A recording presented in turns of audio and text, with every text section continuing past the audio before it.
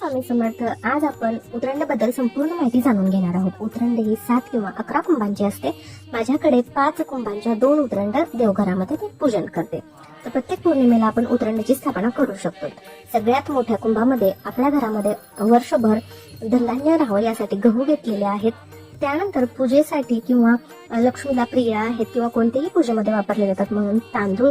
त्यानंतर तिसऱ्या कुंभामध्ये आपल्याला धणे घ्यायचे आहेत, ते कुबेरांना अतिशय प्रिय आहेत. त्यानंतर आरोग्यासाठी हळद आणि त्यानंतर सौभाग्य म्हणून आपण कुंकू भरणार आहोत. यामध्ये तुम्ही 5ही राशी धान्याच्या भरू शकतो किंवा तुम्हाला तुमच्या घरामध्ये जे धान्य आहे त्या धान्य तुम्ही याच्यामध्ये ठेवू शकतो.